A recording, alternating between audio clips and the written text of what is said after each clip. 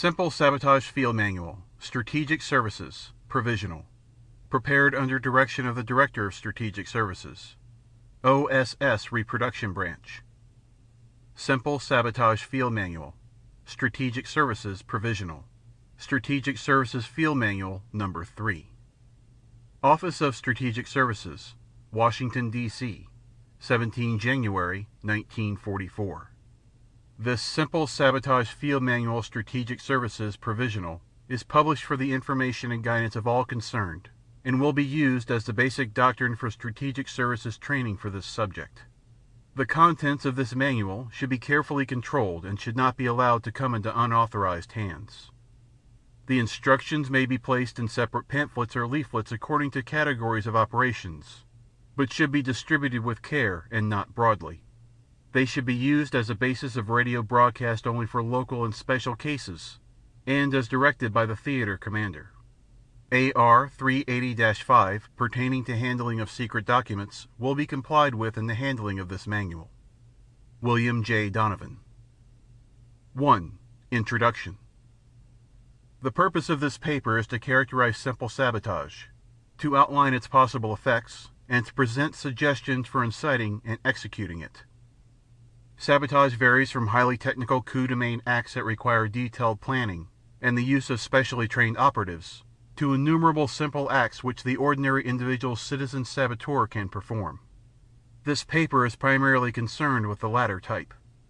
Simple sabotage does not require specially prepared tools or equipment.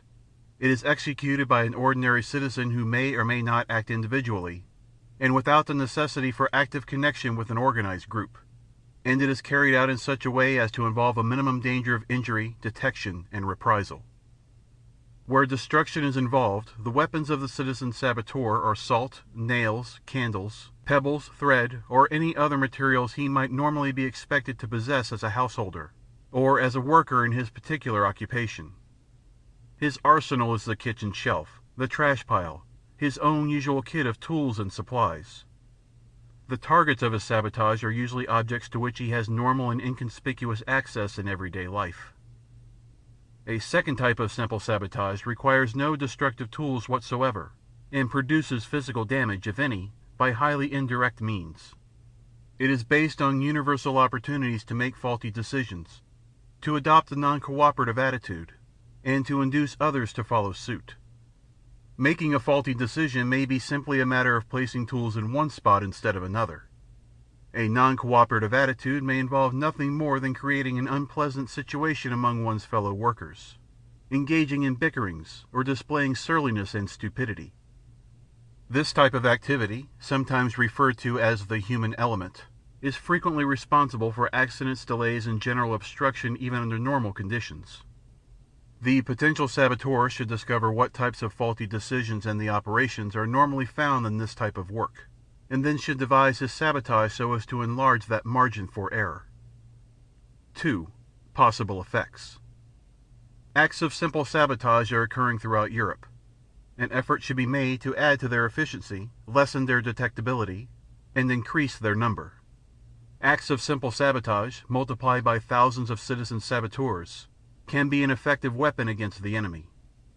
Slashing tires, draining fuel tanks, starting fires, starting arguments, acting stupidly, short-circuiting electric systems, abrading machine parts will waste materials, manpower, and time. Occurring on a wide scale, simple sabotage will be a constant and tangible drag on the war effort of the enemy. Simple sabotage may also have secondary results of more or less value. Widespread practice of simple sabotage will harass and demoralize enemy administrators and police.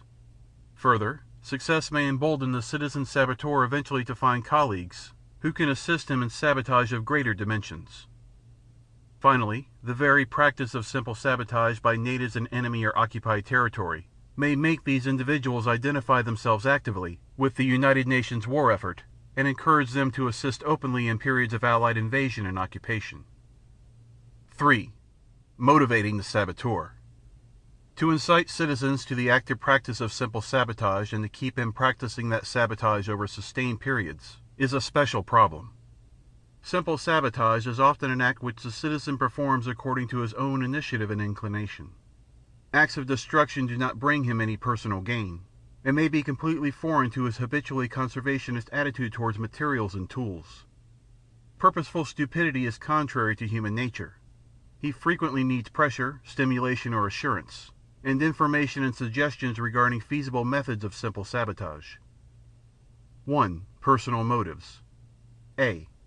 The ordinary citizen very probably has no immediate personal motive for committing simple sabotage. Instead, he must be made to anticipate indirect personal gain, such as might come with enemy evacuation or destruction of the ruling government group. Gain should be stated as specifically as possible for the area addressed. Simple sabotage will hasten day when Commissioner X and his deputies Y and Z will be thrown out, when particularly obnoxious decrees and restrictions will be abolished, when food will arrive, and so on. Abstract verbalizations about personal liberty, freedom of the press, and so on will not be convincing in most parts of the world. In many areas, they will not even be comprehensible.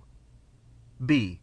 Since the effect of his own acts is limited, the saboteur may become discouraged unless he feels that he is a member of a large, though unseen, group of saboteurs operating against the enemy or the government of his country and elsewhere. This can be conveyed indirectly.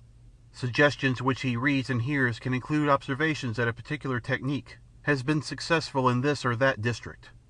Even if the technique is not applicable to his surroundings, another success will encourage him to attempt similar acts. It also can be conveyed directly. Statements praising the effectiveness of simple sabotage can be contrived, which will be published by white radio, freedom stations, and the subversive press. Estimates of the proportion of the population engaged in sabotage can be disseminated. Instances of successful sabotage already are being broadcast by white radio and freedom stations, and this should be continued and expanded where compatible with security. C. More important than A or B would be to create a situation in which the citizen saboteur acquires a sense of responsibility and begins to educate others in simple sabotage. 2. Encouraging destructiveness.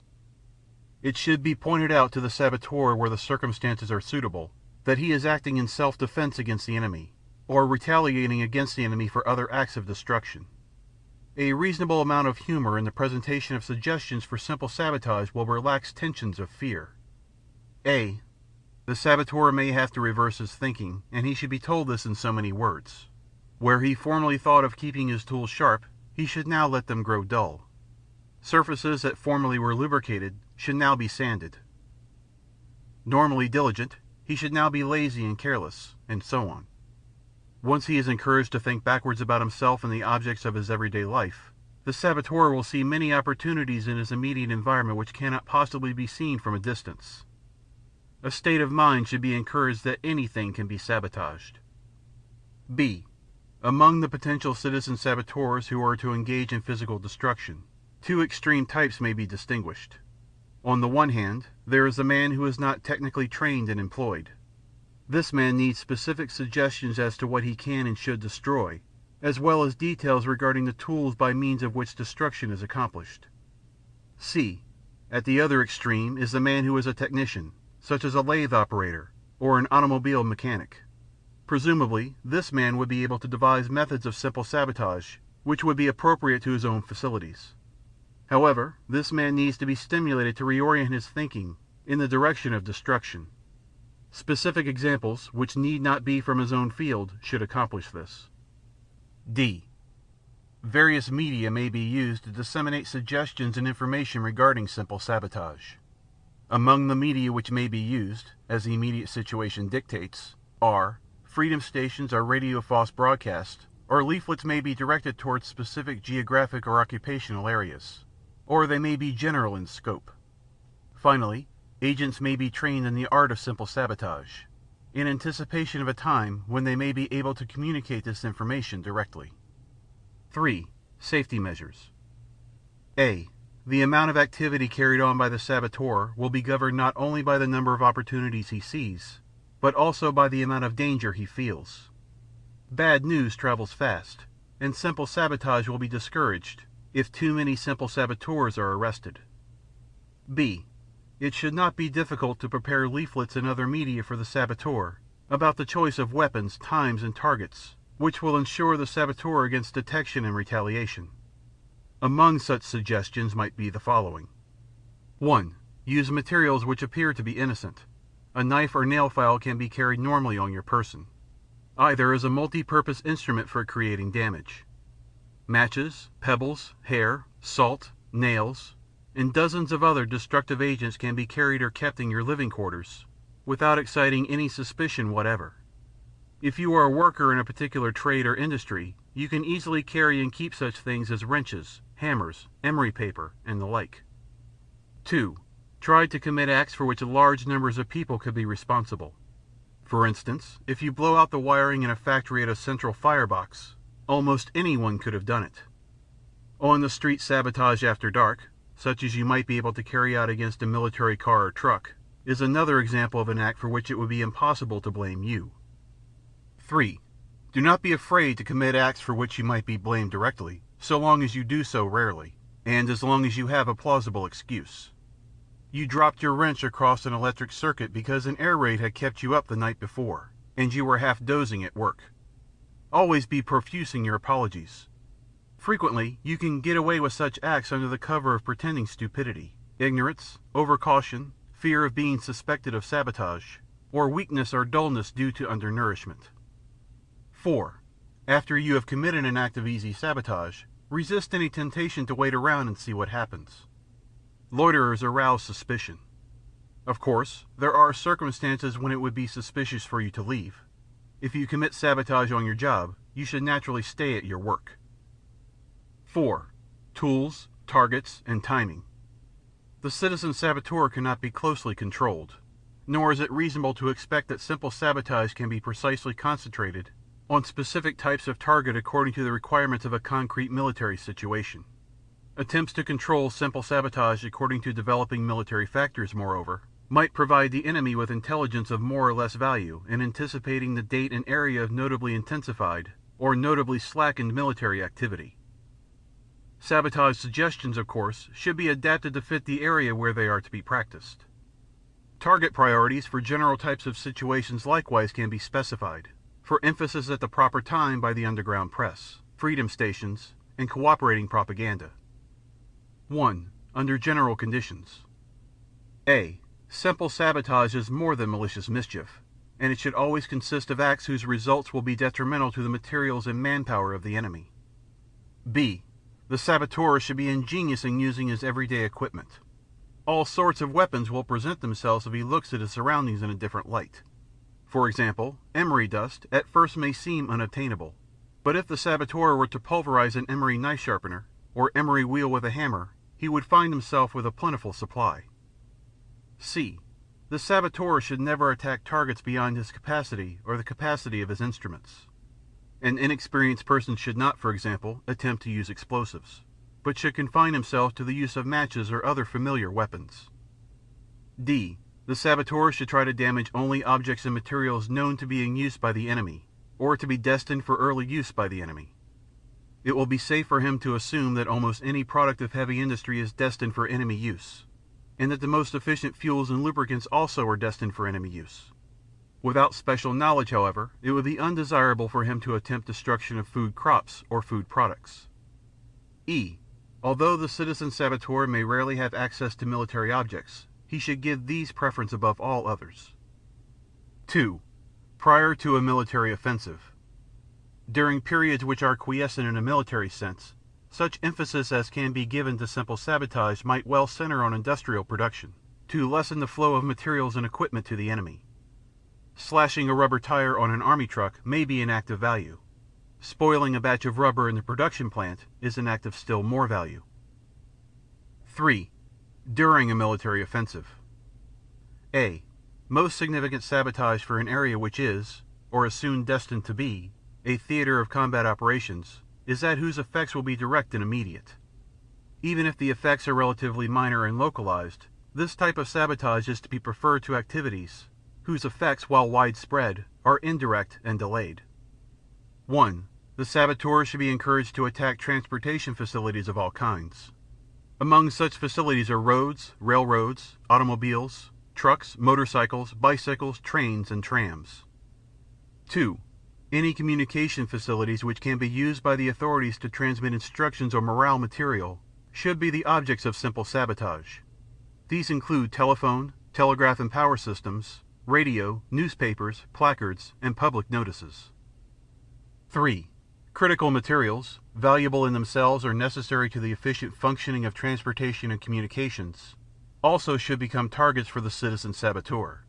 These may include oil, gasoline, tires, food, and water. End of Section 1.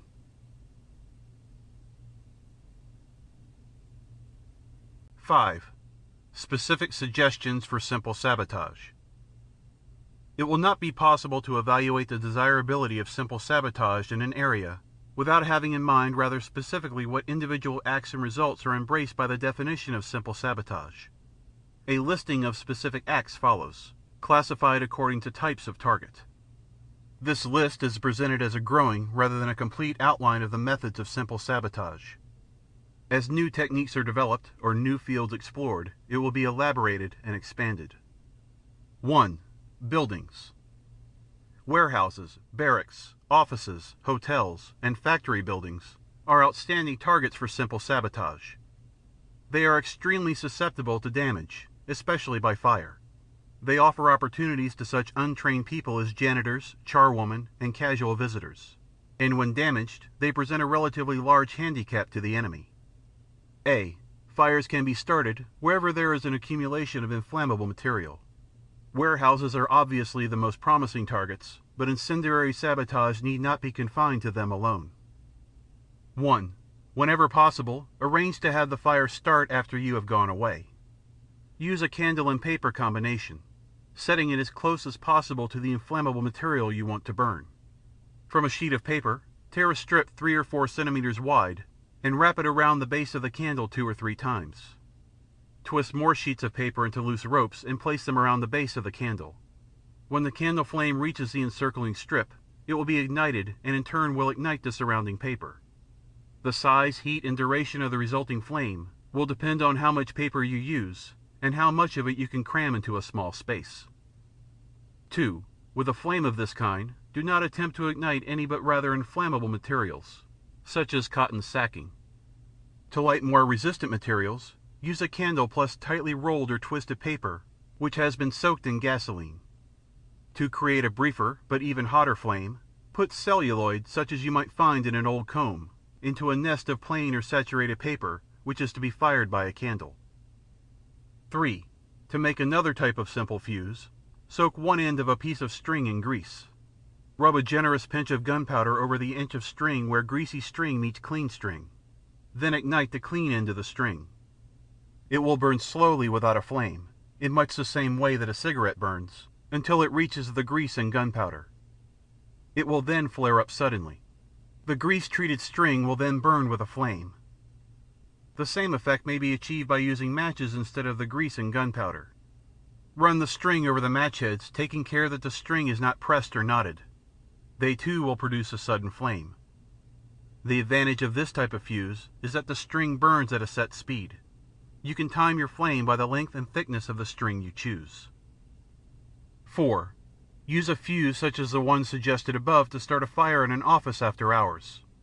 The destruction of records and other types of documents would be a serious handicap to the enemy. 5. In basements where waste is kept, janitors should accumulate oily and greasy waste. Such waste sometimes ignites spontaneously, but it can easily be lit with a cigarette or match. If you are a janitor on night duty, you can be the first to report the fire, but don't report it too soon. 6. A clean factory is not susceptible to fire, but a dirty one is. Workers should be careless with refuse, and janitors should be inefficient in cleaning. If enough dirt and trash can be accumulated, an otherwise fireproof building will become inflammable. 7. Where illuminating gas is used in a room which is vacant at night, shut the windows tightly, turn on the gas, and leave a candle burning in the room, closing the door tightly behind you. After a time, the gas will explode, and a fire may or may not follow. B. Water and miscellaneous. 1.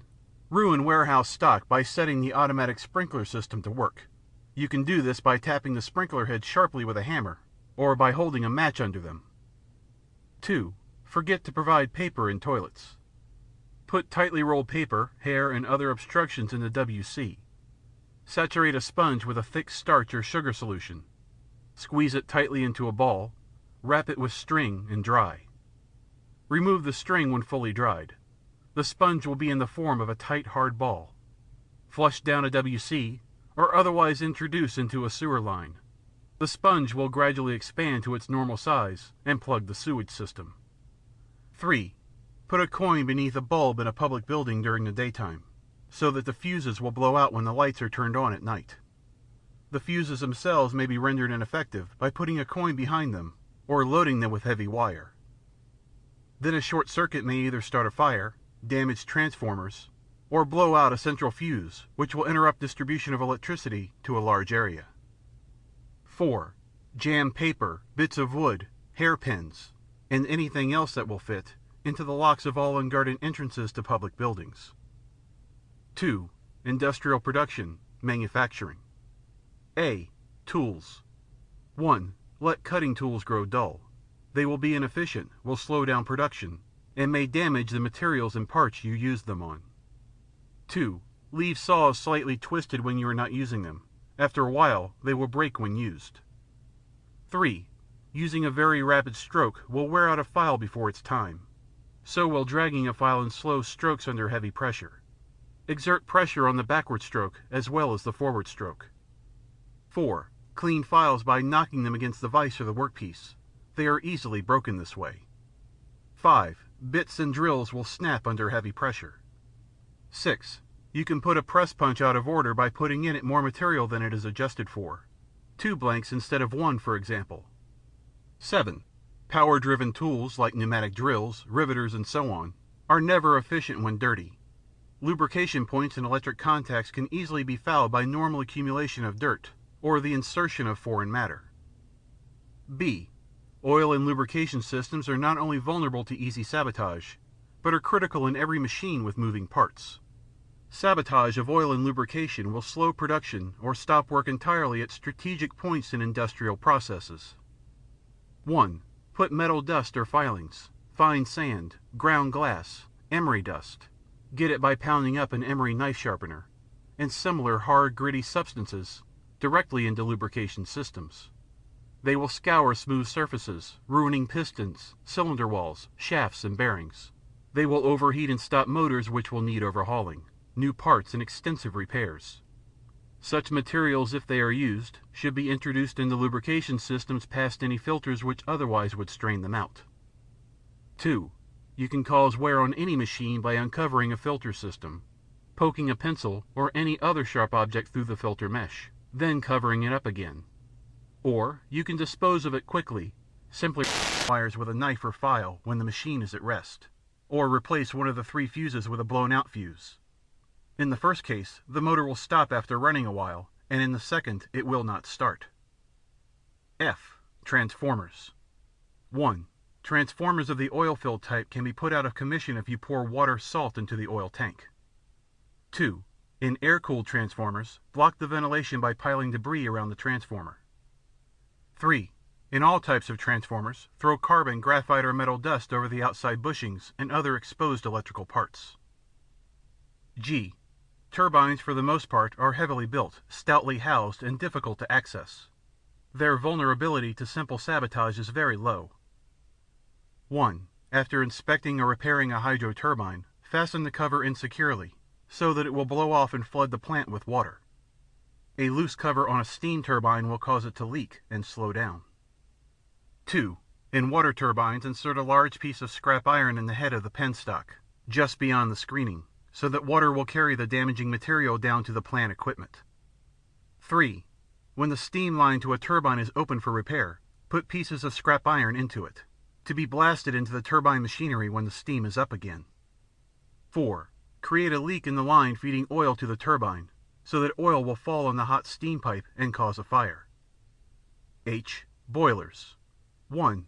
Reduce the efficiency of steam boilers any way you can. Put too much water in them to make them slow starting, or keep the fire under them low to keep them inefficient. Let them run dry and turn the fire up. They will crack and be ruined. An especially good trick is to keep putting limestone or water-containing lime in the boiler. It will deposit lime on the bottom and sides. This deposit will provide very good insulation against heat. After enough of it has collected, the boiler will be completely worthless. 3. Production, metals. A. Iron and steel. 1. Keep blast furnaces in a condition where they must be frequently shut down for repair. In making fireproof bricks for the inner lining of blast furnaces, put in an extra proportion of tar so that they will wear out quickly and necessitate constant relining. 2. Make cores for casting so that they are filled with air bubbles and an imperfect cast results. 3. See that the core in a mold is not properly supported, so that the core gives way or the casting is spoiled because of the incorrect position of the core. 4. In tempering steel or iron, apply too much heat, so that the resulting bars and ingots are of poor quality. B. Other metals. No suggestions available. 4. Production, mining and mineral extraction. A. Coal. 1. A slight blow against your Davy oil lamp will extinguish it, and to light it again you will have to find a place where there is no fire damp. Take a long time looking for a place. 2.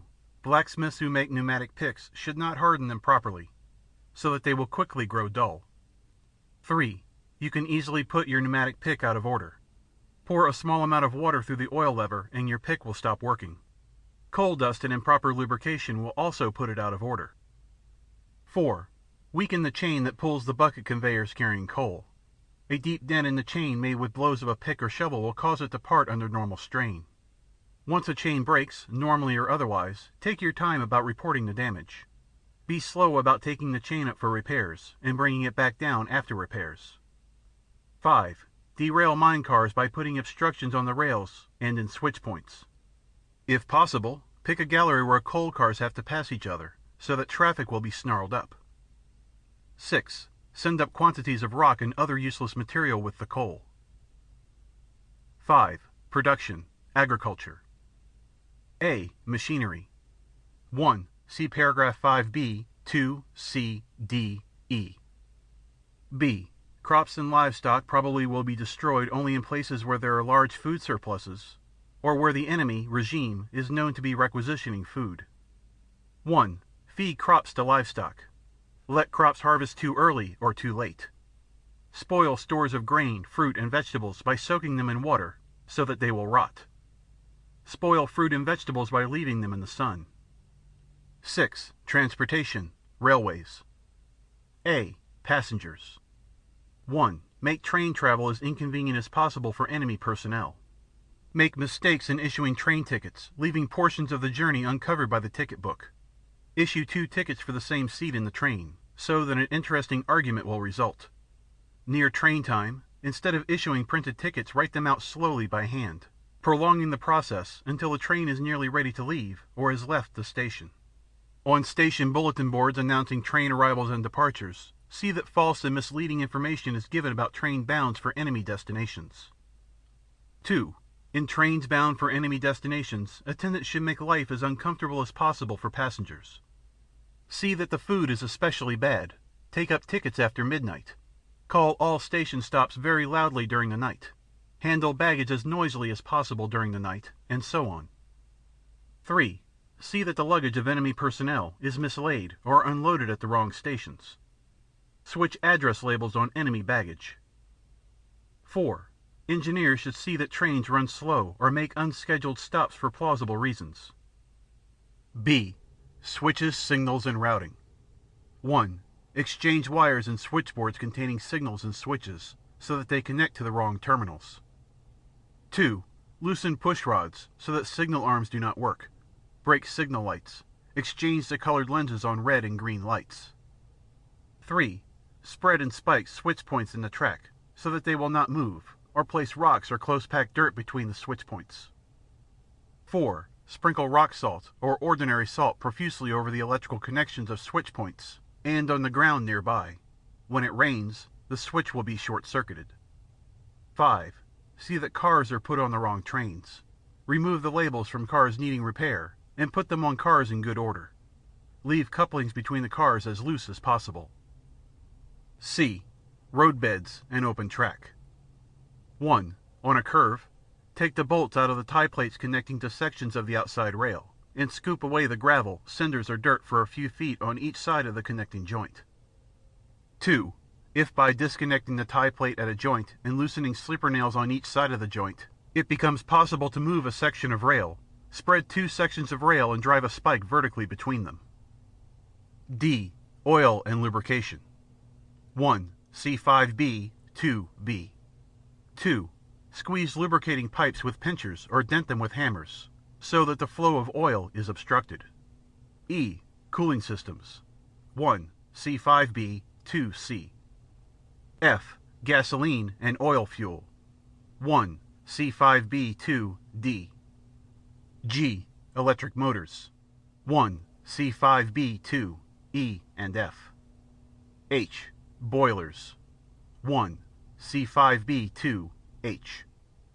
2. After inspection, put heavy oil or tar in the engine's boilers, or put half a kilogram of soft soap into the water in the tender. I. Brakes and miscellaneous. 1. Engine should be run at high speeds and use brakes excessively at curves and on downhill grades. 2. Punch holes in air brake valves or water supply pipes. 3. In the last car of a passenger train or a front car of a freight, remove the wadding from a journal box and replace it with oily rags. 7. Transportation, automotive. A. Roads.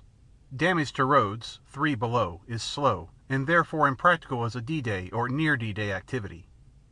1. Change signposts at intersections and forks. The enemy will go the wrong way, and it may be miles before he discovers his mistakes. In areas where traffic is composed primarily of enemy autos, trucks, and motor convoys of various kinds, remove danger signs from curves and intersections.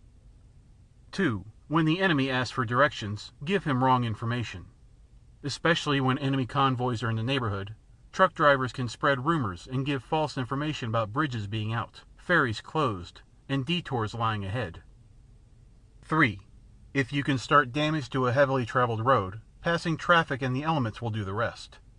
Construction gangs can see that too much sand or water is put in concrete, or that the road foundation has soft spots. Anyone can scoop ruts in asphalt and macadam roads which turn soft in hot weather. Passing trucks will accentuate the ruts to a point where substantial repair will be needed. Dirt roads can also be scooped out. If you are a road laborer, it will only be a few minutes' work to divert a small stream from a sluice, so that it runs over and eats away the road. 4. Distribute broken glass, nails, and sharp rocks on roads to puncture tires. B. Passengers. 1. Bus driver can go past the stop where the enemy wants to get off. Taxi drivers can waste the enemy's time and make extra money by driving the longest possible route to his destination.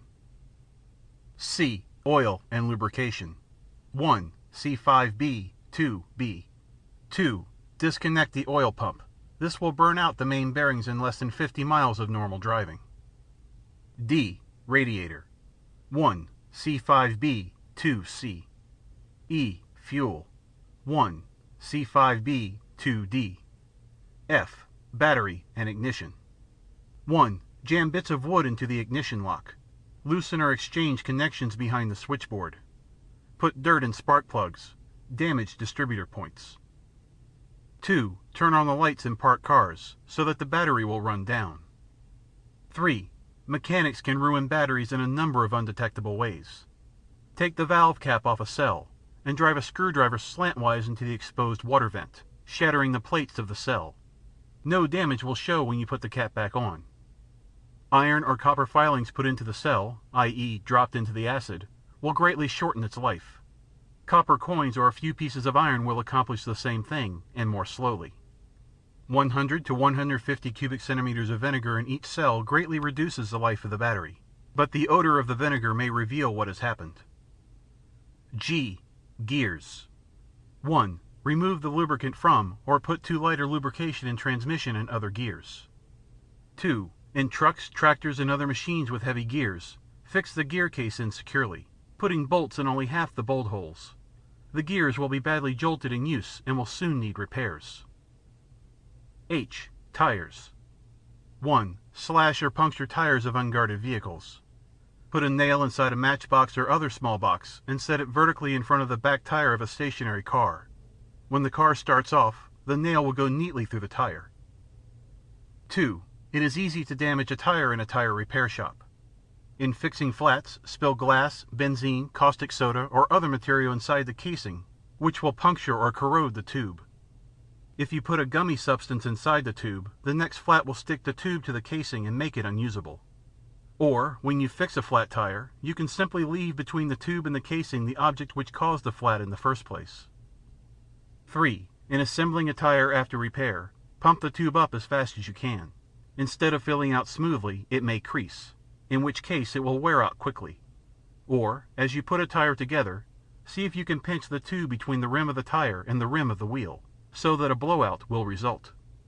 4. In putting air into tires, see that they are kept below normal pressure, so that a more than ordinary amount of wear will result. In filling tires on double wheels, inflate the inner tire to a much higher pressure than the outer one. Both will wear out more quickly this way. Badly aligned wheels also wear tires out quickly. You can leave wheels out of alignment when they come in for adjustment, or you can spring them out of true with a strong kick, or by driving the car slowly and diagonally into a curb. 5. If you have access to stocks of tires, you can rot them by spilling oil, gasoline, caustic acid, or benzene on them. Synthetic rubber, however, is less susceptible to these chemicals.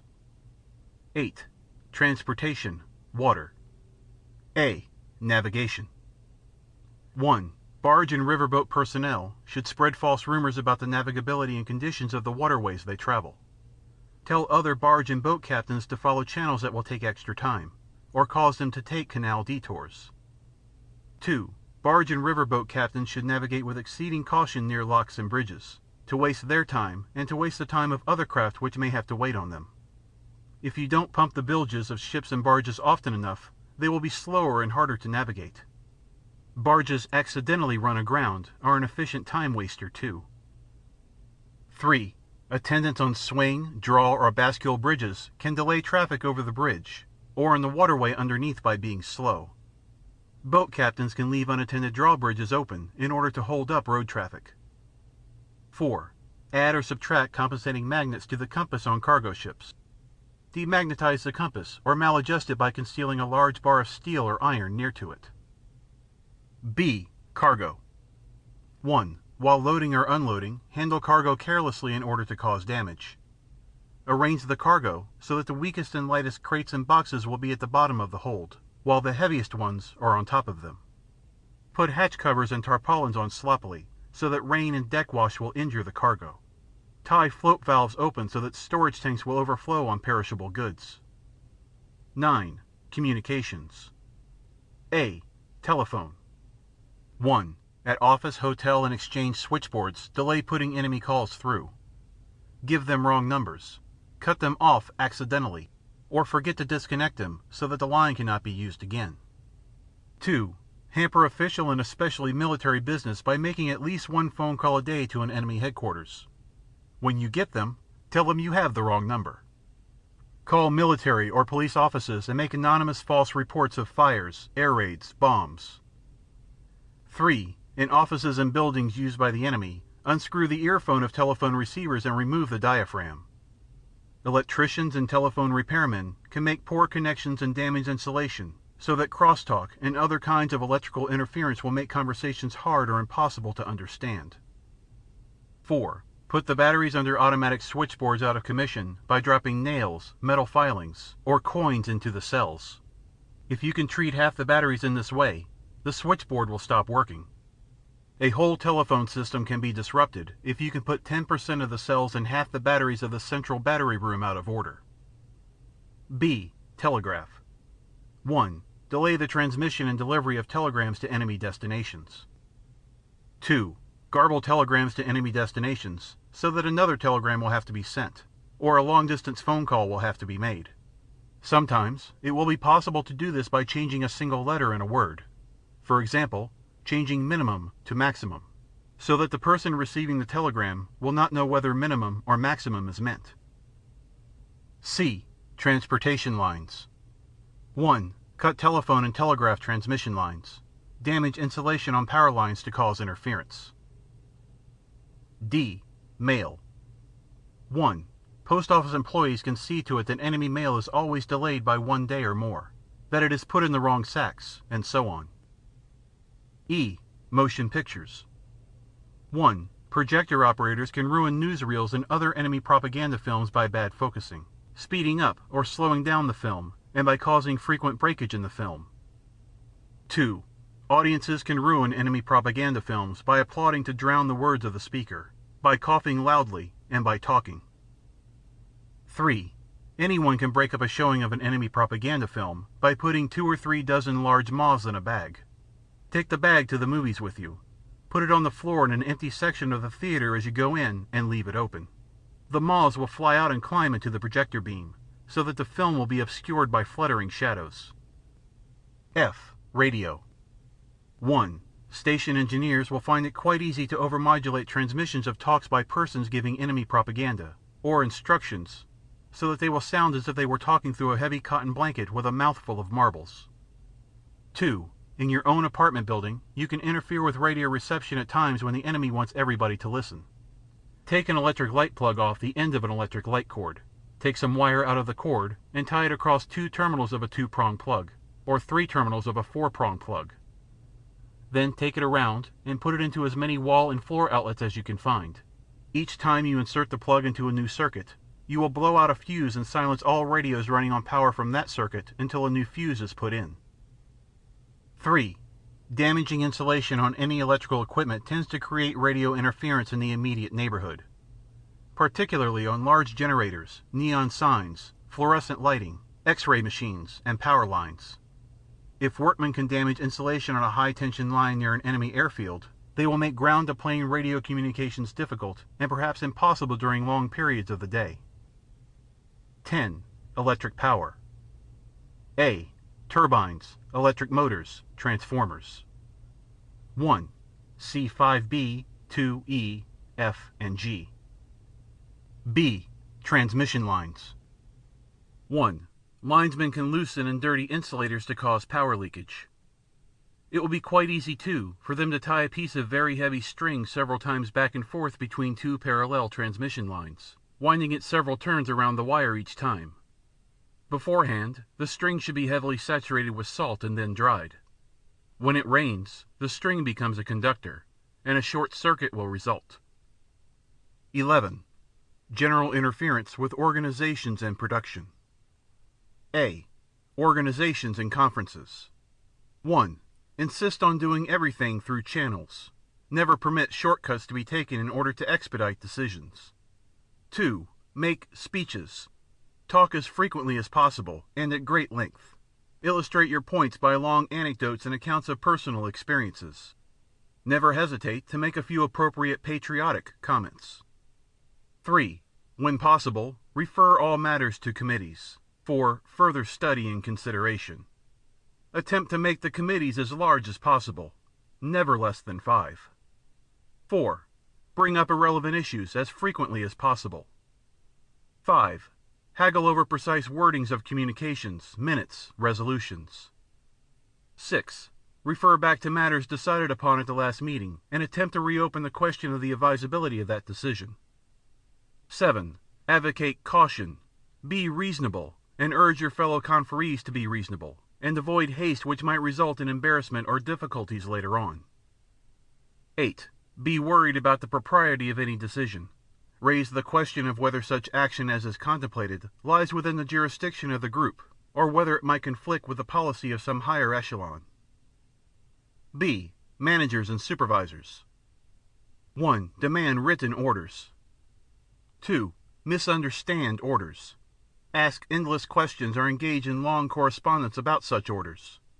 Quibble over them when you can. 3. Do everything possible to delay the delivery of orders. Even though parts of an order may be ready beforehand, don't deliver it until it is completely ready.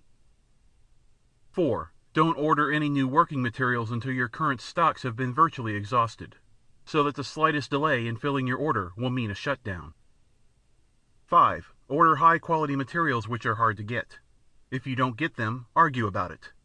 Warn that inferior materials will mean inferior work. 6. In making work assignments, always sign out the unimportant jobs first. See that the important jobs are assigned to inefficient workers of poor machines. 7. Insist on perfect work in relatively unimportant products. Send back for refinishing those which have the least flaw. Approve other defective parts whose flaws are not visible to the naked eye. 8. Make mistakes in routing so that parts and materials will be sent to the wrong place in the plant. 9. When training new workers, give incomplete or misleading instructions. 10. To lower morale and with it production, be pleasant to inefficient workers. Give them undeserved promotions. Discriminate against efficient workers. Complain unjustly about their work. 11. Hold conferences when there is more critical work to be done. 12. Multiply paperwork in plausible ways. Start duplicate files. 13. Multiply the procedures and clearances involved in issuing instructions, paychecks, and so on. See that 3 people have to approve everything where 1 would do. 14. Apply all regulations to the last letter. C. Office workers. 1. Make mistakes in quantities of material when you are copying orders. Confuse similar names. Use wrong addresses.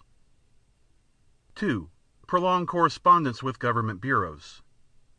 3. Misfile essential documents. 4. In making carbon copies, make 1 too few, so that an extra copying job will have to be done. 5. Tell important callers the boss is busy or talking on another telephone. 6. Hold up mail until the next collection. 7. Spread disturbing rumors that sound like inside dope. D. Employees. 1. Work slowly. Think out ways to increase the number of movements necessary on your job. Use a light hammer instead of a heavy one. Try to make a small wrench do when a big one is necessary. Use little force where considerable force is needed, and so on. 2. Contrive as many interruptions to your work as you can. When changing the material on which you are working, as you would on a lathe or punch, take needless time to do it. If you are cutting, shaping, or doing other measured work, measure dimensions twice as often as you need to. When you go to the lavatory, spend a longer time there than is necessary. Forget tools so that you will have to go back after them. 3. Even if you understand the language, pretend not to understand instructions in a foreign tongue. 4. Pretend that instructions are hard to understand, and ask to have them repeated more than once. Or pretend that you are particularly anxious to do your work, and pester the foreman with unnecessary questions. 5. Do your work poorly, and blame it on bad tools, machinery, or equipment. Complain that these things are preventing you from doing your job right. 6. Never pass on your skill and experience to a new or less skillful worker. 7. Snarl up administration in every possible way. Fill out forms illegibly so that they will have to be done over. Make mistakes or omit requested information in forms. 8. If possible, join or help organize a group for presenting employee problems to the management. See that the procedures adopted are as inconvenient as possible for the management, involving the presence of a large number of employees at each presentation, entailing more than one meeting for each grievance, bringing up problems which are largely imaginary, and so on. 9. Misroute materials. 10. Mix good parts with unusable scrap and rejected parts. 12. General devices for lowering morale and creating confusion. A. Give lengthy and incomprehensible explanations when questioned. B. Report imaginary spies or danger to the Gestapo or police. C. Act stupid. D. Be as irritable and quarrelsome as possible, without getting yourself into trouble. E. Misunderstand all sorts of regulations concerning such matters as rationing, transportation, traffic regulations. F. Complain against ersatz materials. G. In public, treat Axis nationals or quislings coldly. H. Stop all conversation when Axis nationals or quislings enter a cafe. I. Cry and sob hysterically at every occasion, especially when confronted by government clerks. J. Boycott all movies, entertainments, concerts, newspapers, which are in any way connected with the quisling authorities. K.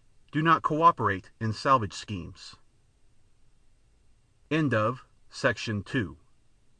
End of Simple Sabotage Field Manual by the United States Office of Strategic Services. Recording by James Christopher, jxchristopher@yahoo.com. August 2009.